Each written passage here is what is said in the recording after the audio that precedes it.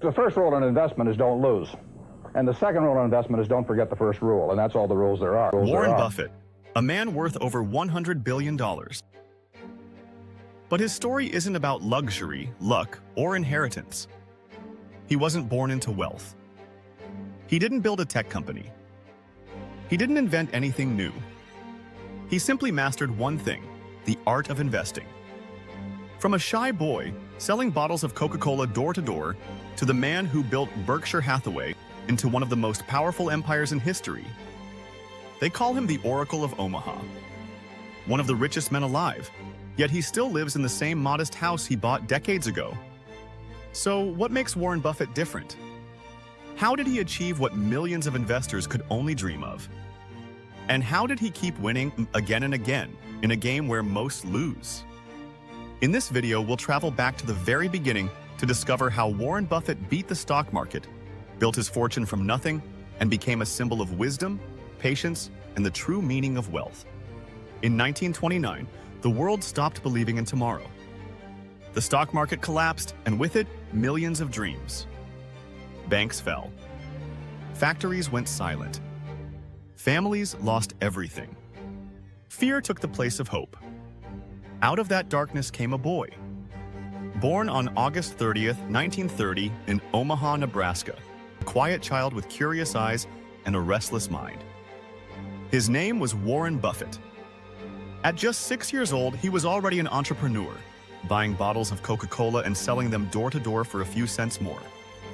At 11, he made his first investment. 3 shares of a company called City Service Preferred. When the price dropped, he panicked.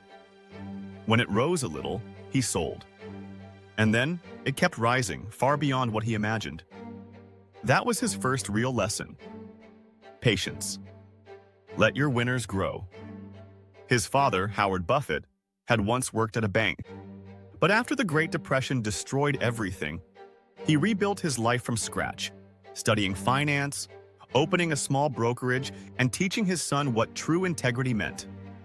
Warren wasn't like other kids. While others played games, he read books about business. While others dreamed of toys, he dreamed of numbers. His heroes weren't athletes or movie stars. They were investors, thinkers, builders. One day, his father took him to New York City. They stood before the towering walls of the stock exchange. And right there, the young boy made a silent promise. One day, I'll belong here. He started saving every penny. He sold gum, Coca-Cola, and magazines. He delivered newspapers before sunrise. He even placed pinball machines in barber shops, turning spare change into steady income.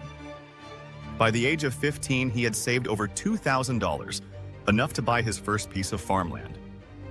A teenager, already thinking like an investor. At 16, he entered university. He wasn't the most social student, but he had a gift for seeing value where others didn't. After graduating, he applied to Harvard Business School and was rejected. Too young, they said. But rejection didn't stop him. It redirected him. He discovered a new mentor, a man named Benjamin Graham, the father of value investing. Graham taught him one simple rule: buy wonderful businesses for less than their worth. That single idea changed Warren's life. In 1954, at just 23, he got his dream job working for Graham's firm in New York. 2 years later, when Graham retired, Warren returned home to Omaha, ready to build something of his own. With just $15,000 from family and friends and $100 of his own savings, he launched Buffett Partnership Limited. No office, no luxury. Just one man, a calculator, and an unshakable belief in discipline. He promised his investors, if I don't make you money, I don't get paid. And year after year, he delivered. One of his biggest bets came on a struggling textile company called Berkshire Hathaway. It was losing money, drowning in old machinery. But Warren saw beyond the fabric.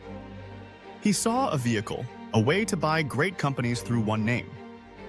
He slowly took control and turned Berkshire from a failing mill into one of the most powerful holding companies in history, owning insurance firms, railroads, banks, and more.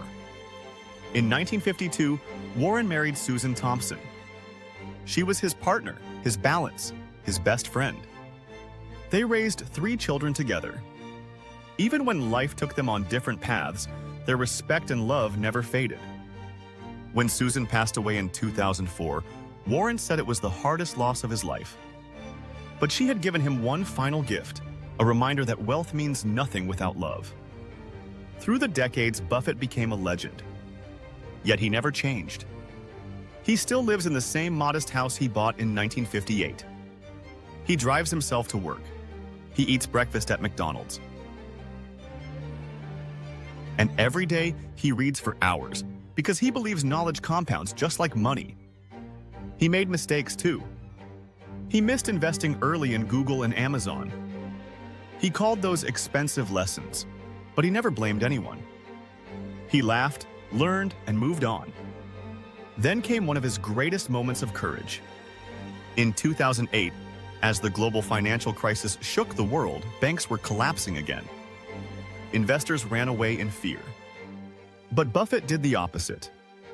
He invested $5 billion in Goldman Sachs, not because of greed, but because he believed in resilience. His rule had never changed.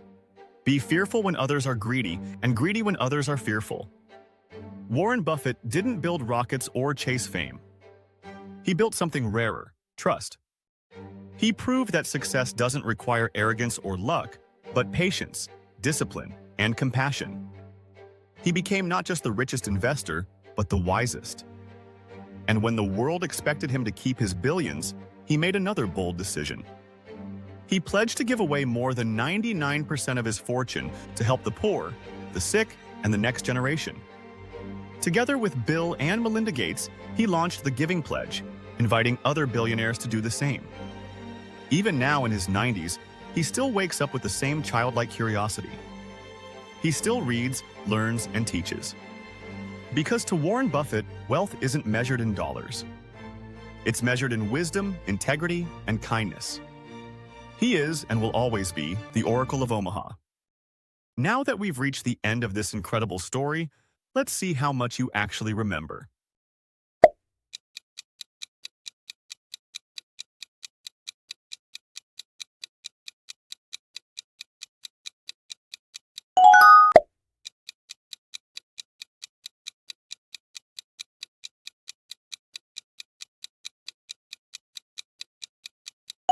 If you got it right, great job.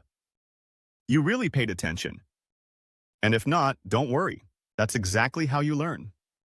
If you enjoyed this story, don't forget to like, share, and subscribe.